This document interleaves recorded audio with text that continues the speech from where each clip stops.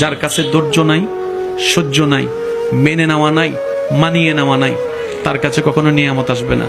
এই ক্ষেত্রে আমাদের অনেকের মনের একটা চাপা প্রশ্ন থাকে, জানতে চাওয়া যে ধৈর্য তো অনেক ধরেছি, আর কত ধৈর্য ধরব, সহ্য তো অনেক করেছি, আর কত সহ্য করব। হাজার দিকে উত্তর না গিয়ে একটা উত্তর দেওয়ার চেষ্টা করি, মাথায় এবং মনে বসিয়ে রাখবেন যদি ভালো লাগে। ধৈর্য ততক্ষণ ধরবো যতক্ষণ আমাদের রব খুশি না হয়। সুবহানাল্লাহ। যতক্ষণ রব খুশি না হবে ততক্ষণ ধৈর্য, ততদিন ধৈর্য, তত মাস ধৈর্য, তত বছর ধৈর্য। কারণ আল্লাহ তাআলা জানেন কখন নিয়ামত দিলে আমাদের জন্য ভালো হবে, এটা আল্লাহই ভালো জানে। ওই হুকুম আসা পর্যন্ত অপেক্ষা করতে হবে, এটার নামে ধৈর্য। কোনো হা হুতাশ করা যাবে, আফসোস করা যাবে? আল্লাহ দিল আলহামদুলিল্লাহ, না দিল আলহামদুলিল্লাহ। সুখ আপনাকে খুঁজতে হবে না, দেখবেন সুখ আপনার ঘরে নিজে থেকে চলে আসবে। বলেন সুবহান।